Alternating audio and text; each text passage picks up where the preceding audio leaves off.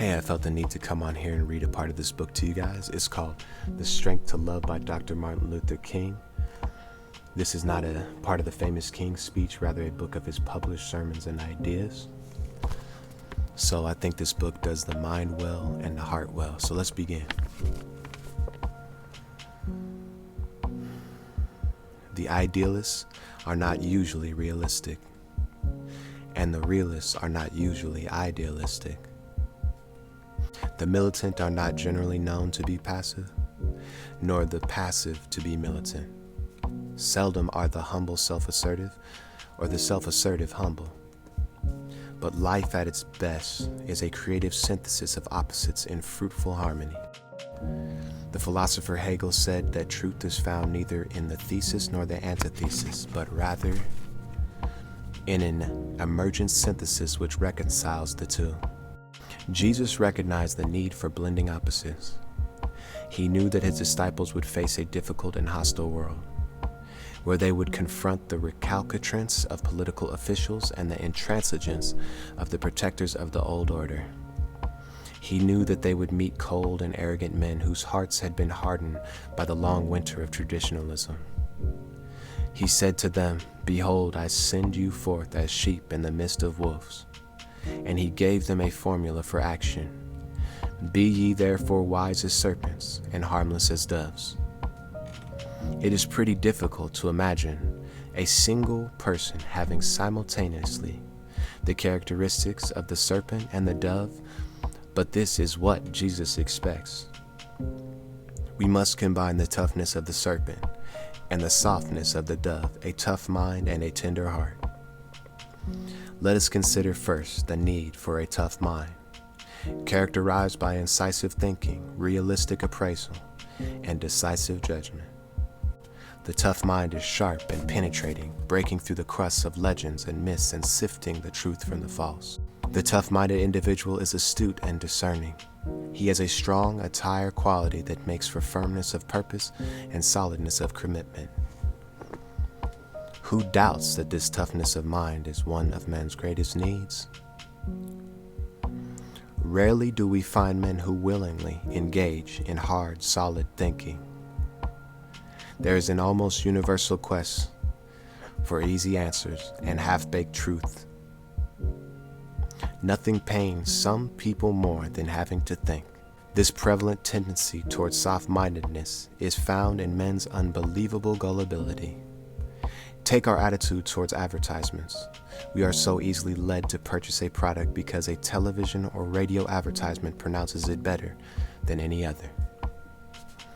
Advertisers have long since learned that most people are soft-minded, and they capitalize on this susceptibility with skillful and effective slogans. This undue gullibility is also seen in the tendency of many readers to accept the printed word of the press as final truth. Few people realize that even our authentic channels of information, the press, the platform, and in many instances, the pulpit, do not give us objective and unbiased truth. Few people have the toughness of mind to judge critically and to discern the truth from the false, the fact from the fiction.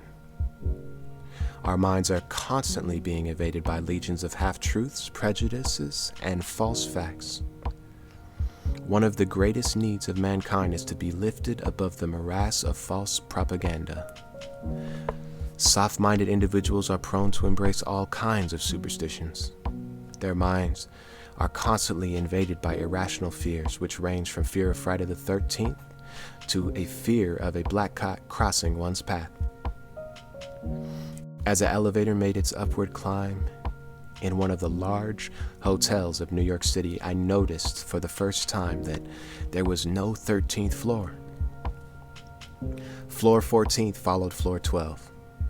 On inquiring from the elevator operator the reason for this omission, he said, "This practice is followed by most large hotels because of the fear of numerous people to stay on the 13th floor." Then he added, "The real foolishness of the fear is to be found in the fact that the 14th floor is actually the 13th. Such fears leave the soft-minded haggard by day and haunted by night." The soft-minded man always fears change. He feels security in the status quo, and he has an almost morbid fear of the new. For him, the greatest pain is the pain of a new idea. An elderly segregationalist in the South is reported to have said, "I have come to see now that desegregation is inevitable, but I pray God that it will not take place until after I die." The soft-minded person always wants to freeze the moment and hold life in the gripping yoke of sameness. Soft-mindedness also invades religion. This is why religion has sometimes rejected new truth with a dogmatic passion.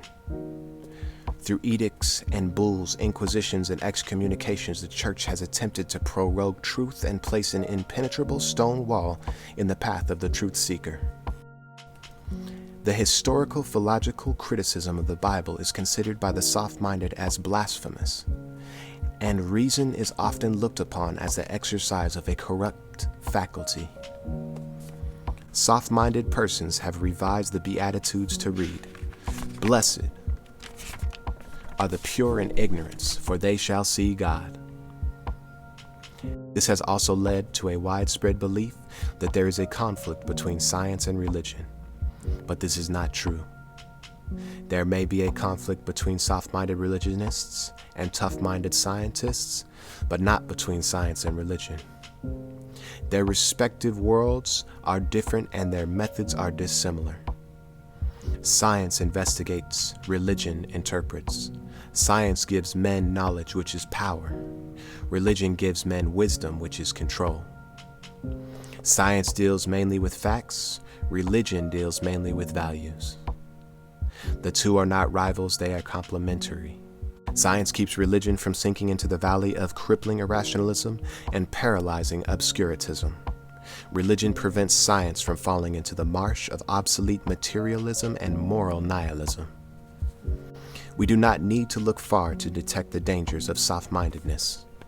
Dictators capitalizing on soft-mindedness have led men to acts of barbarity and terror that are unthinkable in civilized society. Adolf Hitler realized that soft-mindedness was so prevalent among his followers that he said, "I use emotion for the many and reserve reason for the few." In Mein Kampf, he asserted, "By means of shrewd lies, unremittingly repeated, it is possible to make people believe that heaven is hell and hell is heaven. The greater the lie, the more readily it will be believed." Soft-minded is one of the basic causes of race prejudice. Too many politicians recognize the disease of soft-mindedness which engulfs their constituency. With insidious zeal, they make inflammatory statements and disseminate distortions and half-truths which arouse abnormal fears and morbid antipathies within the minds of uneducated, underprivileged whites, leaving them so confused that they are led to acts of meanness and violence which no normal person commits. There is little hope for us until we become tough-minded enough to break loose from the shackles of half-truths, prejudices, and downright ignorances. The shape of the world today does not permit us the luxury of soft-mindedness.